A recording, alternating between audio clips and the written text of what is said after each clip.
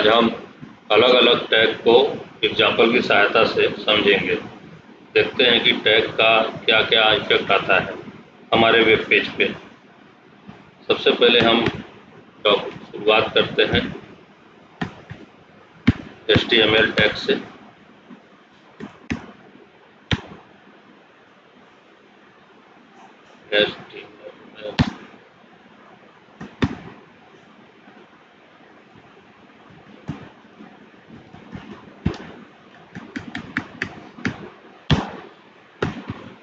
इसमें हम head tag देते हैं, हेड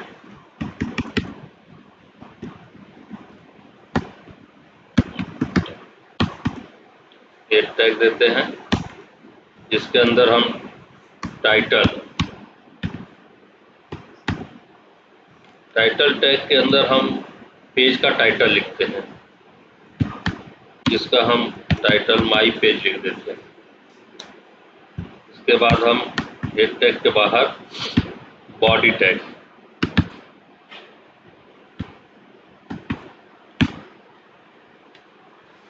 अब इसमें हम सबसे पहले हेडिंग 1 H1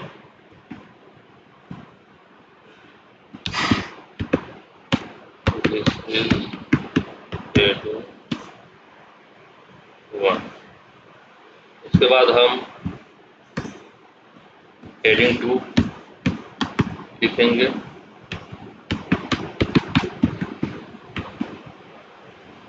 हेडिंग 2। इसी तरह हम हेडिंग 3,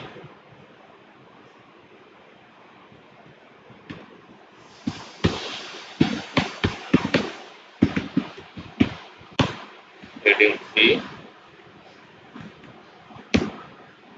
इसी तरह हम और भी हेडिंग 6 तक H4,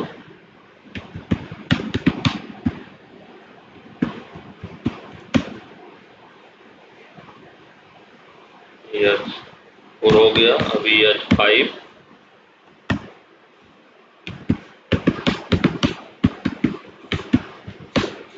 हेडिंग 5। अब इसी तरह हम H6,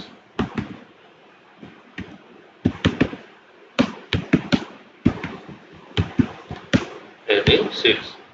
अब देखिए हमारे सामने 6 heading, heading 1, heading 2, heading 3, heading 4, heading 5 and heading 6 हैं, जिसको हम रन करा के देखते हैं।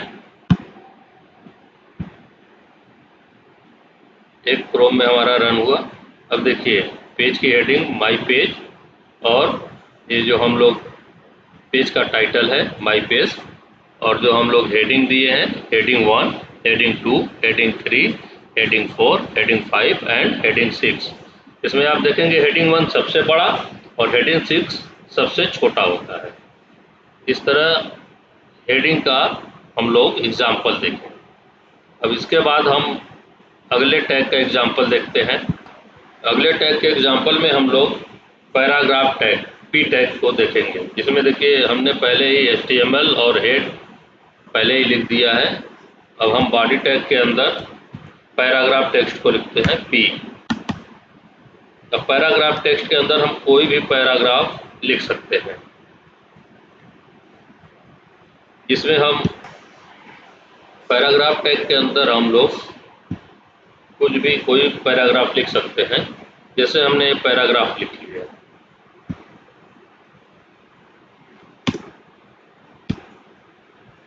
देखिए हम पैराग्राफ को एक लाइन में लिखे हैं, और जब इससे हम रन कराते हैं तो वो पेज के हिसाब से सेट होता जाता है। जैसे हम इसको रन करा के देखते हैं,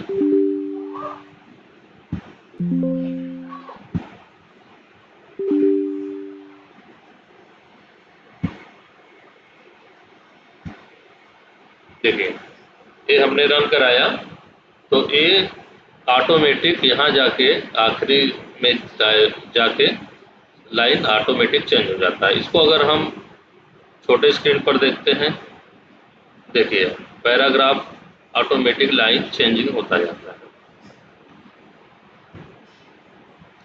और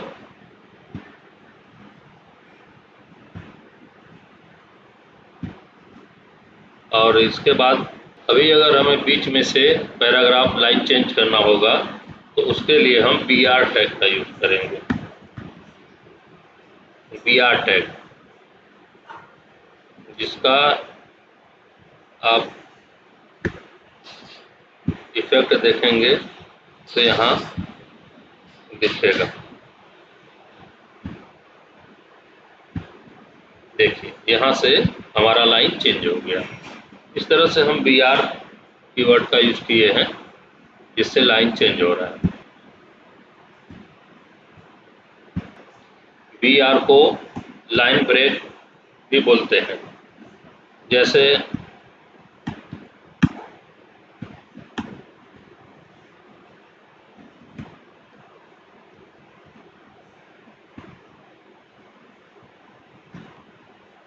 यदि लाइन कहीं बीच से ब्रेक करना है तो हम BR टैग यूज़ करेंगे। देखिए हम जहाँ जहाँ BR टैग यूज़ कर रहे हैं वहाँ से लाइन ब्रेक हो जाएगा।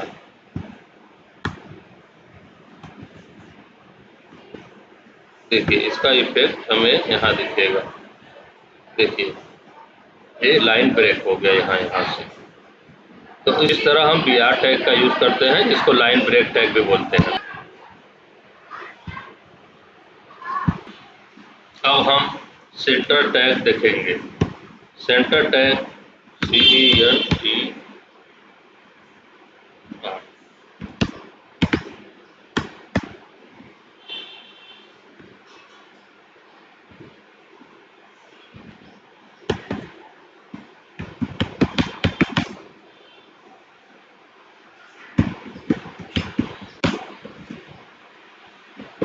अब इसे आप जब रन कराएंगे, सॉरी, सेंटर टैग में सेंटर RE सॉरी CER। अब हम सेंटर टैग देखेंगे।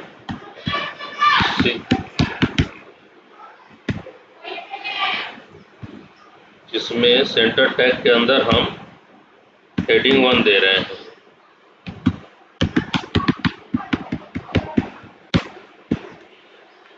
इसको हम देखेंगे जब रन कराएंगे, उसके बाद इसका इफेक्ट देखिए ये हमारे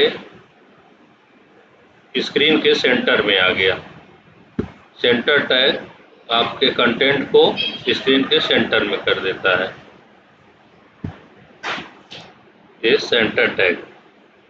सेंटर टैग के बाद हम लोग हॉरिजॉन्टल लाइन टैग का यूज़ करेंगे, या 4 टैग, ये 4 tag horizontal line, horizontal ruler tag भी बोलते हैं इसको, हॉरिजॉन्टल लाइन के लिए यूज होता है। देखिए ये हमारे हेडिंग के ऊपर और नीचे हॉरिजॉन्टल लाइन आ गया है। ये था आपका ये 4 टैग, या 4। अब हम नॉन ब्रेकिंग स्पेस के बारे में जानेंगे।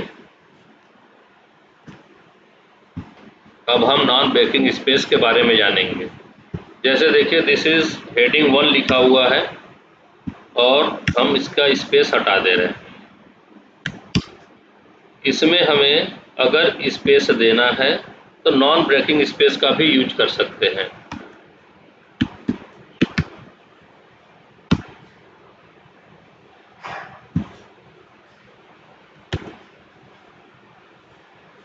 नॉन ब्रेकिंग स्पेस का यूज हम यहाँ कर सकते हैं, जिससे यहाँ पे स्पेस अप्लाई हो जाएगा।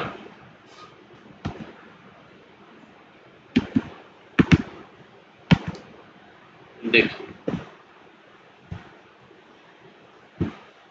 यहाँ पे स्पेस अप्लाई हो जाएगा। हम मल्टीपल स्पेस भी दे सकते हैं।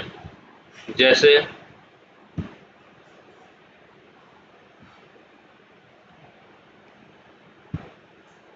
2 3 4 5, हम 5 स्पेस अप्लाई किए हैं।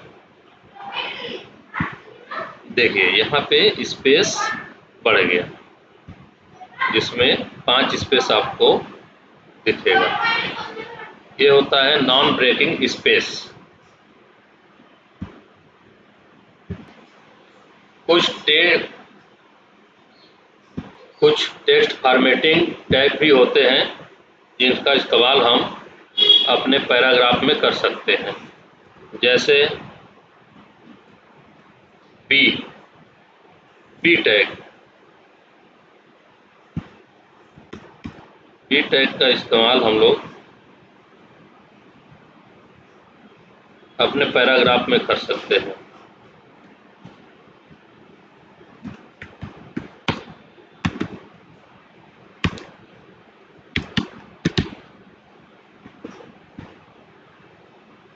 देखिए बी टैग का हम इफेक्ट, देखिए यहाँ टेक्स्ट बोल्ड हो गया। बी टैग, इस टेक्स्ट के तुलना में ये टेक्स्ट बोल्ड है।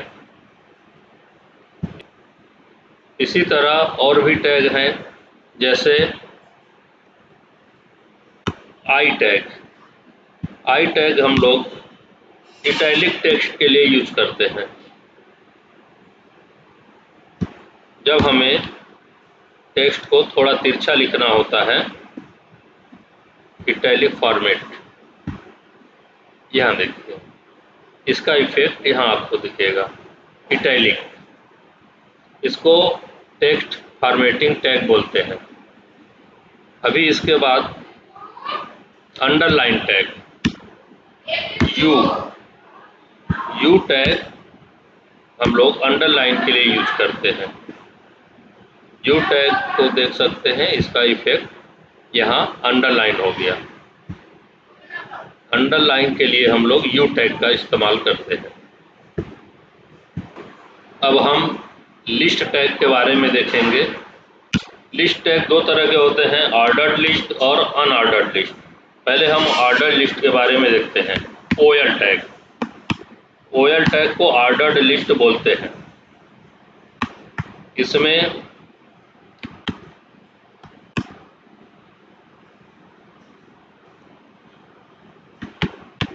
ऑर्डर लिस्ट में हम पहले ओएल टैग देते हैं, फिर एलआई टैग देते हैं। एलआई टैग में लिस्ट होता है, इसका हम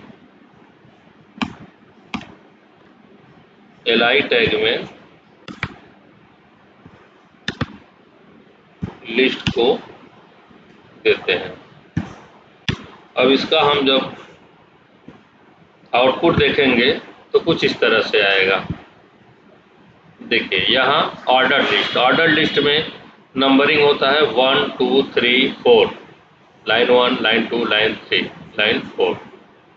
एंड अनऑर्डर्ड लिस्ट में यूएल टैग का यूज करते हैं, और यह कुछ इस तरह से होता है, जिसका आउटपुट आपको इस तरह से मिलेगा, इसमें कोई सिंबल रहेगा। यहाँ पे सर्कल है, ये अनऑर्डर्ड लिस्ट होता है। इसका हम लिस्ट को हम नेस्टिंग के रूप में भी यूज कर सकते हैं। नेस्टिंग के रूप में इस तरह से हम यूज करेंगे, पहले ऑर्डर्ड लिस्ट और अनऑर्डर्ड लिस्ट का भी हम नेस्टिंग यूज कर सकते हैं। एलआई के अंदर फिर से हम ऑर्डर लिस्ट और उसके बाद एलआई, जिसमें लाइन 1 ऑफ 1, इसको नेस्टिंग के रूप में प्रयोग कर सकते हैं।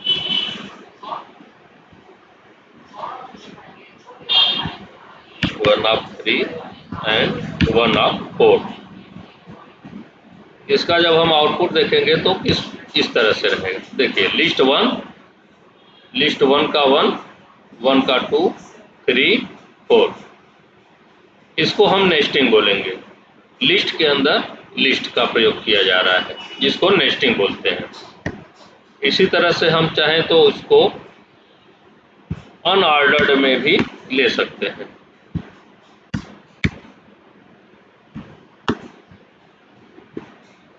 जिसका आउटपुट इस तरह से होता है। देखिए यहाँ पे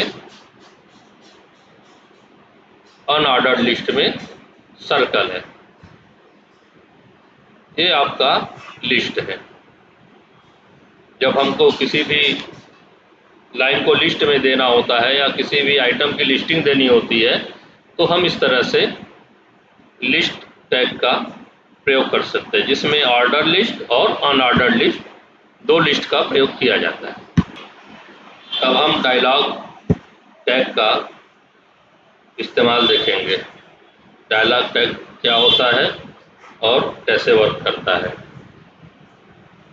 यहाँ हम हेडिंग 1 डायलॉग एलिमेंट के बारे में देखेंगे। हेडिंग 1 हमने दिया, ए पैराग्राफ और ये हमने dialogue, this is an open dialogue window. अब इसको यदि हम रन करा के देखते हैं तो ये देखिए यहाँ पे डायलॉग टैग डायलॉग बॉक्स आ गया है। डायलॉग बॉक्स हम लोग किसी भी डायलॉग बॉक्स को डिजाइन करने के लिए डायलॉग टैग का यूज करते हैं। डिस्प्ले कराने के लिए इसमें हम ओपन एट्रीब्यूट का यूज करते हैं। यदि हम ओपन एट्रीब्यूट हटा देते हैं तो डायलॉग डिसेबल रहता है, और इसे इनेबल करने के लिए हमें इसमें ओपन एट्रीब्यूट जोड़ना होता है। जब हम ओपन एट्रीब्यूट जोड़ देते हैं तो डायलॉग ओपन हो जाता है।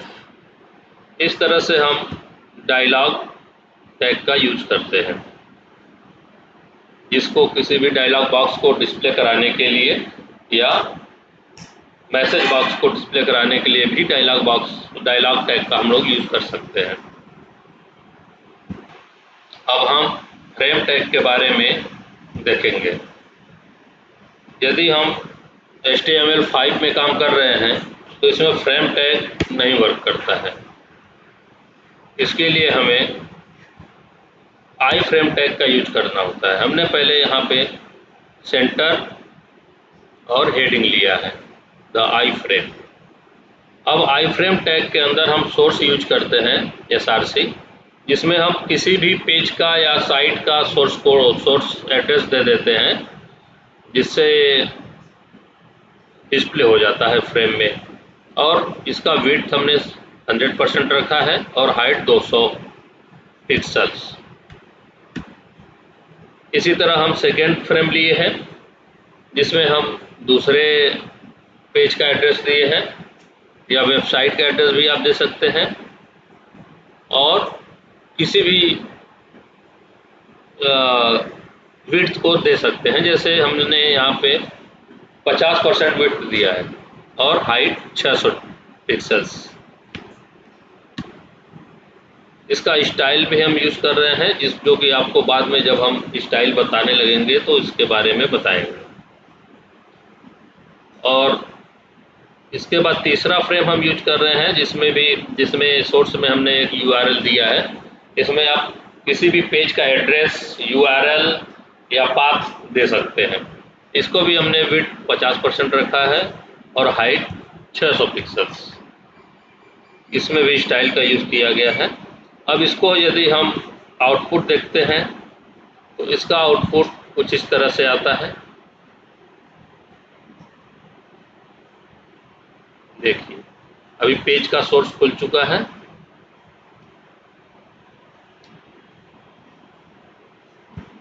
एक फ्रेम आपका ये है ऊपर बॉक्स, एक फ्रेम इधर है, इसमें एक URL हमने दिया है। और एक फ्रेम इधर है जिसका URL हमने दिया है। अभी URL खुल नहीं रहा है, यहाँ से URL खोलने में टाइम लग रहा है क्योंकि नेट स्लो चल रहा है थोड़ा। URL जैसे ही रीडायरेक्ट हो जाएगा सारा पेज आपका खुल जाएगा। तो इस तरह से हम यहाँ पे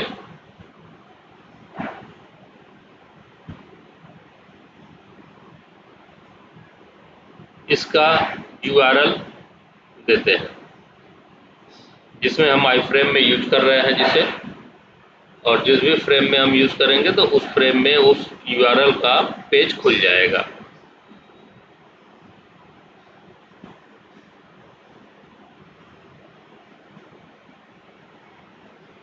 हम दोनों में एक ही पेज देके देखते हैं जो खुल जा रहा है।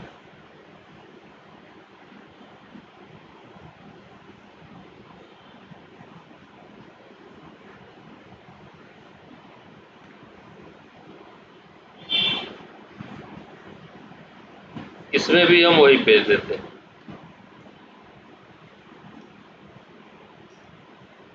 देखिए इसका हम लोग आउटपुट देखते हैं।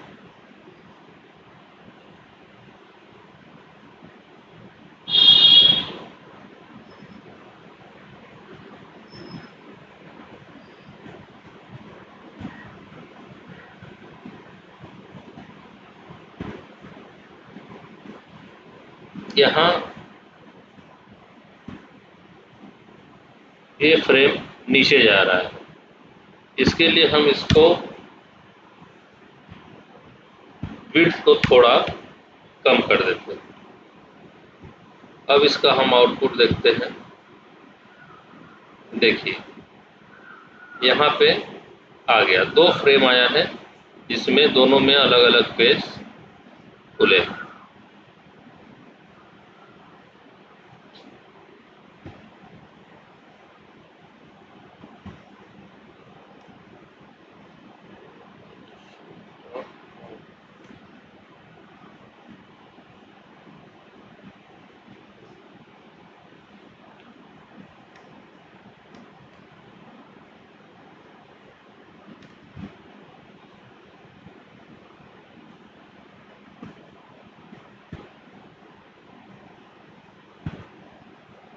अब देखिए तीनों आ गया, इसको हम 45% कर देते हैं जिससे आउटपुट थोड़ा और अच्छा आएगा।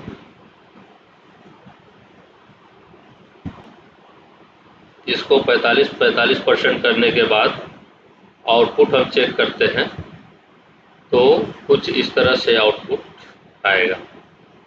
देखिए ये आई फ्रेम 1 है, ये फ्रेम 2 है और ये आपका फ्रेम 3 है। इसमें तीनों में अलग अलग पेज खुले हैं। एक ही, चूँकि हम लोग एक ही पेज का सोर्स सभी में दिए हैं, एक ही पेज का URL प्रयोग किए हैं, इसलिए तीनों में एक ही पेज खुल रहा है, एक ही साइट खुल रहा है। ये आई फ्रेम टैग इस तरह से हम लोग इस्तेमाल करते हैं। अब हम इमेज टैग के बारे में देखेंगे। इमेज टैग सेंट, पहले हम लोग हेडिंग यूज कर रहे हैं द इमेज, इसके बाद हम लोग इमेज टैग का यूज करते हैं IMG में फिर पहला हमारा ऑप्शन होता है सोर्स।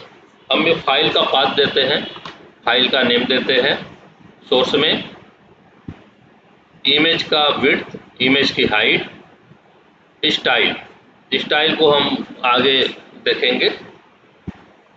इसको जब हम रन कराते हैं तो हमारा आउटपुट कुछ इस तरह होता है।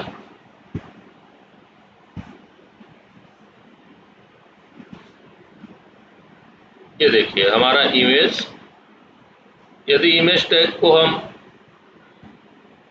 सेंटर टैग के अंदर देते हैं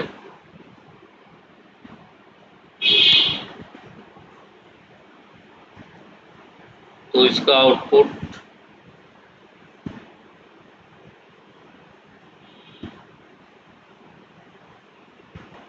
यदि इमेज टैग को हम सेंटर टैग के अंदर देते हैं तो इसका आउटपुट कुछ इस तरह से होता है। यहाँ सेंटर पर आता है इसका आउटपुट, इमेज सेंटर पर आ जाएगा। इसके विड्थ और हाइट को हम बदल सकते हैं। विड्थ 200, हाइट हम यदि 300 रखते हैं तो देखिए इमेज की हाइट बदल जाती है। इसमें इमेज टैग में हम और भी यूज कर सकते हैं, जैसे ALT टैग। ALT टैग का कार्य है, यदि कोई इमेज का पाथ सही नहीं रहता है, फाइल नेम सही नहीं रहता है, तो उसकी जगह लिख जाता है माई पिच, जो हम ALT टैग के अंदर दिए रहते हैं, ALT एट्रीब्यूट के अंदर दिए रहते हैं, वो यहाँ पे लिख जाता है। और यदि फाइल का पाथ सही होता है, फाइल नेम सही होता है, तो इमेज डिस्प्ले हो जाता है। यही ALT टैग का यूज है। अब हम मैप टैग को देखेंगे। मैप टैग का इस्तेमाल हम इमेज के साथ करते हैं। जैसे हमने एक इमेज लिया है, इमेज टैग, इसमें हमने एक फाइल, इसके लिए इमेज फाइल लिया और इसमें हम यूज मैप का इस्तेमाल कर रहे हैं, कीवर्ड है। और विड्थ हमने 400 रखा, हाइट 379 रखा है। अब मैप टैग नीचे हम लोग यूज कर रहे हैं, जिसमें मैप का नाम वर्क मैप, हमको वही नाम देना है जो यूज मैप में हम लोग देते हैं। और इसके बाद हम यहाँ पे एरिया उसको बांट दिया है। इस इमेज के एरिया को बांटा गया है, जिसके कोऑर्डिनेट इस तरह से हम लोग दिए हैं इमेज वाइज। जिस इमेज का कोऑर्डिनेट जहाँ पे हमें प्राप्त हुआ है उसका कोऑर्डिनेट हमने दिया है, और सेकेंड कोऑर्डिनेट और थर्ड कोऑर्डिनेट। ये एरिया हमने मैप का डिफाइन कर दिया। इसमें जब हम इसे रन कराते हैं तो हमारा इमेज आउटपुट कुछ इस तरह से होता है।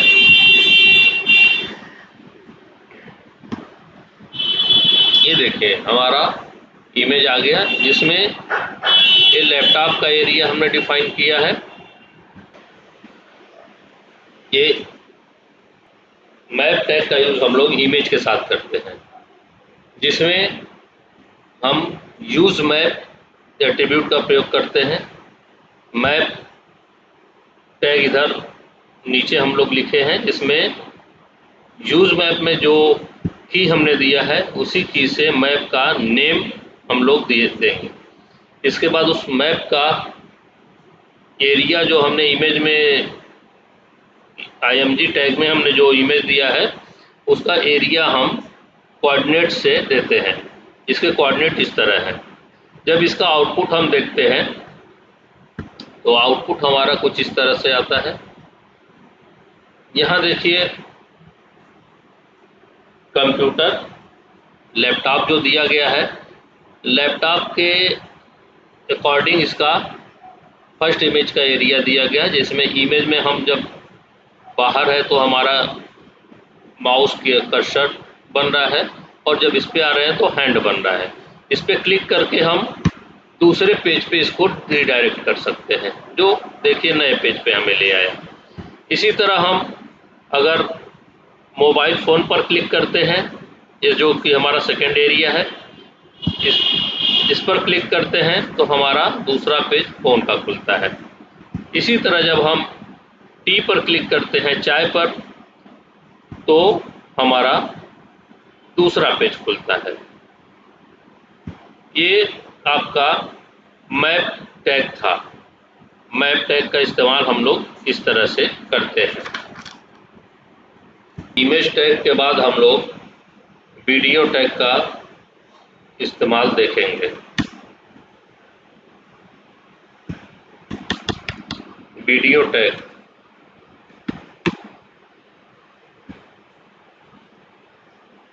वीडियो टैग में हम लोग वीडियो, विड्थ, हाइट और सोर्स फाइल,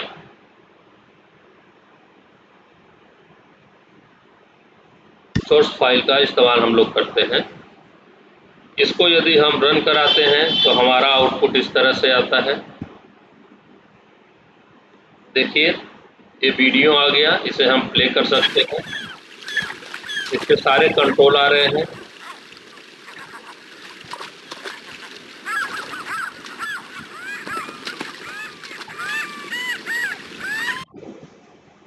ये हमारा वीडियो टैग, वीडियो टैग को हम इस तरह से इस्तेमाल करते हैं।